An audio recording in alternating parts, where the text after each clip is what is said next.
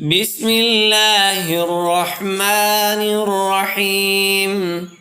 اللهم صل على سيدنا محمد وعلى آل سيدنا محمد صلاة تنجينا بها من جميع الأهوال والآفات وتقضي لنا بها جميع الحاجات وتطهرنا بها من جميع السيئات وترفعنا بها عندك أعلى الدرجات وتبلغنا بها أقصى الغايات من جميع الخيرات في الحياة وبعد الممات، إنك مجيب الدعوات ورافع الدرجات ويا قاضي الحاجات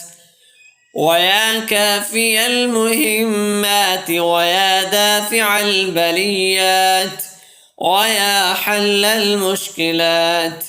أغثني أغثني أغثني يا إلهي، إنك على كل شيء قدير.